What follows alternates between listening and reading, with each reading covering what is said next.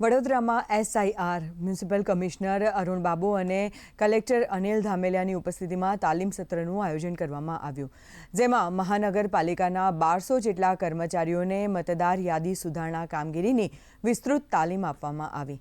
અહીંથી તાલીમ લઈને BLO સાથે જઈને તેમને મદદરૂપ થશે, જેથી કામગીરી ઝડપી અને સમયસર પૂર્ણ થાય।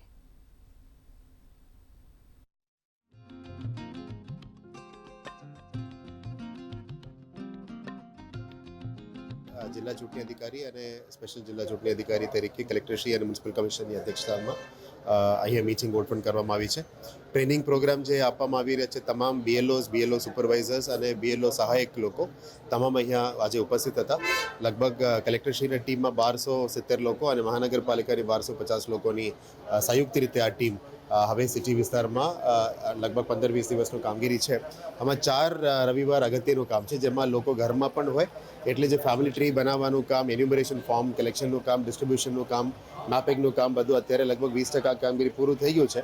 આ પ્રક્રિયાને વેગ આપવા માટે આજે સંયુક્ત રીતે જિલ્લા કલેક્ટરશ્રી અને મહાનગરપાલિકા તરફથી આ કાર્યક્રમ સંયુક્ત રીતે કરવામાં આવ્યું છે।